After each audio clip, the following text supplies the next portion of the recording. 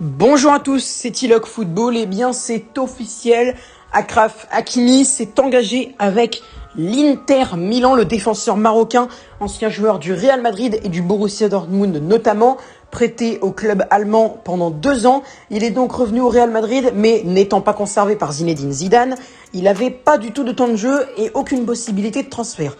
À part bien sûr, l'Inter Milan.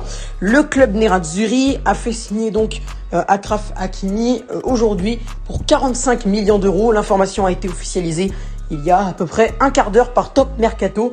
Donc du coup, le défenseur marocain de 21 ans s'engage avec l'Inter Milan pour 5 ans.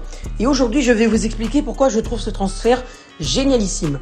En effet, certains se plaignaient, notamment, se plaignaient pas, mais je veux dire, ils n'étaient pas non plus très contents que Zinedine Zidane ne garde pas ce joueur.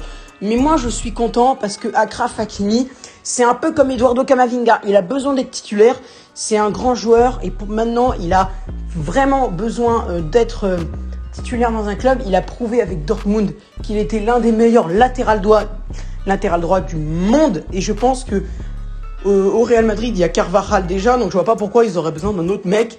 Et en concurrence, généralement, en concurrence, tu mets des joueurs qui sont un joueur très fort et un joueur un peu moins fort, mais pas forcément, pas forcément très fort non plus. C'est pas le niveau de Lionel Messi, quoi, tu vois.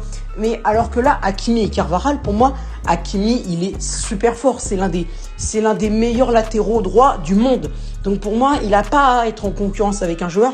Il faut qu'il soit titulaire pour développer son talent. Camavinga, c'est un peu pareil, mais c'est pas pour les mêmes raisons. Mais là, Achraf Hakimi, là, il faut absolument qu'il soit titulaire dans un club. Et de plus, l'Inter Milan, de leur côté, ils ont un budget parfait. Ils ont un projet parfait pour Achraf Hakimi. Ils ont une structure de développement qui est quand même pas mal, avec beaucoup de jeunes qui rejoignent l'effectif milanais.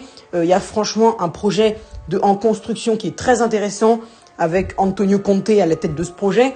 Et je pense que Achraf Hakimi a toute sa place dans le projet des Nerazzurri. Donc vraiment, c'est une bonne idée de l'envoyer là-bas pour 45 millions d'euros. En plus, c'est un très bon coup, franchement, pour l'Inter Milan d'avoir fait signer Hakimi pour moins de 50 millions d'euros. Ça va être une très grosse perte pour le Real Madrid. C'est une erreur de Zidane, c'est sûr. Parce que franchement, Hakimi aurait été un très bon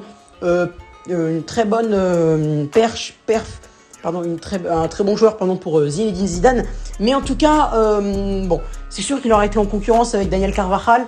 Et moi, j'aurais pas trop apprécié ça parce que je trouve que pour moi, Achraf Hakimi, c'est l'un des meilleurs, si ce n'est le meilleur, je pense plutôt l'un des meilleurs latéraux droits du monde. Donc, pour moi, il vaut mieux le titulariser pour développer encore plus son talent et tu vas pas mettre Neymar et Messi en concurrence et dire tiens, Neymar il reste sur le banc, Messi il joue. C'est pas possible en fait.